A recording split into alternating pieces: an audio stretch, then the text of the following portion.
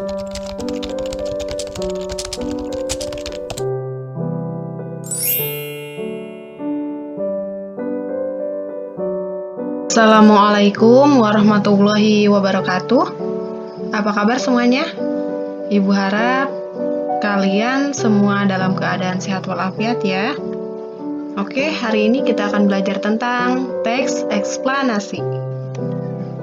Nah, di sini yang akan Ibu terangkan yaitu tentang pengertian teks eksplanasi, tujuan teks eksplanasi, ciri-ciri teks eksplanasi, struktur teks eksplanasi, kaidah kebahasaan dari teks eksplanasi, serta contoh dari eksplanasi. Selanjutnya yaitu pengertian dari teks eksplanasi. Oke, teks eksplanasi adalah teks yang berisi tentang proses mengapa dan bagaimana suatu peristiwa alam, ilmu pengetahuan, sosial, budaya, dan lainnya bisa terjadi. Suatu peristiwa, baik peristiwa alam maupun sosial yang terjadi di sekitar kita, selalu mempunyai hubungan sebab akibat dan proses. Selanjutnya yaitu tujuan dari teks eksplanasi. Pertama, menjelaskan fenomena yang terjadi. Yang kedua, menjelaskan sebab akibat suatu peristiwa. Selanjutnya, ciri-ciri dari teks eksplanasi. Pertama, strukturnya terdiri dari pernyataan umum, urutan sebab akibat, dan interpretasi. Kedua, informasi yang dimuat berdasarkan fakta atau faktual. Ketiga, faktual tersebut memuat informasi yang bersifat ilmiah atau keilmuan, contohnya sains. Keempat, sifatnya informatif dan tidak berusaha untuk mempengaruhi pembaca untuk percaya terhadap hal yang dibahas. Kelima atau terakhir, memiliki atau menggunakan square marker seperti pertama, kedua, ketiga, dan sebagainya. Bisa juga menggunakan pertama, berikutnya, dan terakhir. Selanjutnya, struktur dari teks eksplanasi. Di sini terdiri dari 3 bagian ya. Bagian pertama, pernyataan umum. Bagian kedua, urutan sebab akibat. Bagian ketiga, interpretasi. Nah, yang pertama, pernyataan umum berisi pernyataan umum mengenai topik yang akan dijelaskan, proses-proses terjadinya atau proses keberadaan. Yang kedua, urutan sebab akibat berisi mengenai detail penjelasan proses terjadinya yang disajikan secara urut atau bertahap dari yang paling awal hingga yang paling akhir. Yang ketiga, interpretasi berisi tentang kesimpulan mengenai topik yang telah dijelaskan. Selanjutnya yaitu kaidah kebahasaan. Di dalam teks eksplanasi biasanya mengandung ciri kaidah kebahasaan berikut. Pertama, fokus pada hal umum atau generik, bukan partisipan manusia atau non-human partisipan.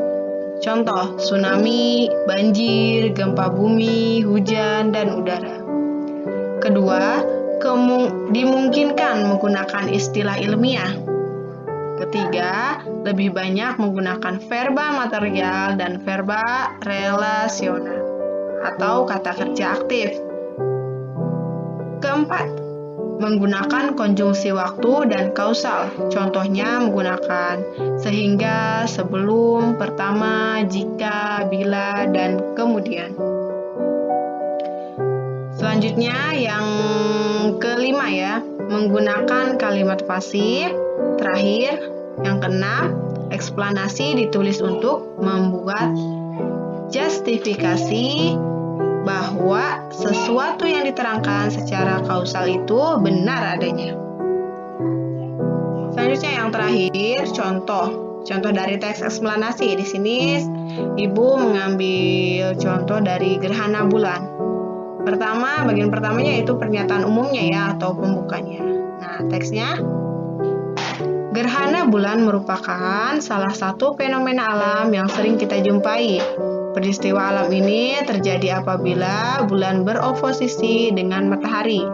Namun, oposisi bulan dengan matahari tidak akan selamanya menghasilkan peristiwa gerhana bulan. Mengapa? Sebab kemiringan bidang orbit bulan terhadap bidang ekliptika sebesar akan ada saat di mana terjadi perpotongan bidang orbit bulan dengan bidang ekliptika yang kemudian akan menyebabkan munculnya dua titik yang juga dikenal dengan istilah node. Nah, gerhana bulan akan terjadi apabila bulan beroposisi dengan titik node tersebut. Dibutuhkan sekitar 29,53 hari sampai bulan bergerak dari satu titik ke titik oposisi lainnya. Nah, tadi bagian pernyataan umum atau pembukanya. Yang kedua yaitu deretan penjelas atau isinya. Nah, teksnya ada yaitu, faktanya, ketika terjadi gerhana bulan, sebenarnya terkadang penampakan bulan masih dapat terlihat. Hal ini disebabkan karena sinar matahari yang masih tersisa berbelok menuju arah bulan oleh atmosfer bumi. Sinar matahari yang dibelokkan itu tentu memiliki spektrum cahaya kemerahan yang merupakan alasan mengapa saat peristiwa gerhana bulan, tampilan bulan akan terlihat lebih gelap, biasanya berwarna merah gelap, jingga, atau bahkan coklat. Untuk mengamati gerhana bulan, dapat Anda lakukan dengan mata telanjang tanpa adanya bahaya sedikit pun. Pada saat terjadi gerhana bulan, umat Islam yang melihat dan mengamati peristiwa gerhana tersebut disunahkan untuk melakukan sholat gerhana bulan atau sholat khusyuk. Yang ketiga, terakhir, yaitu interpretasi.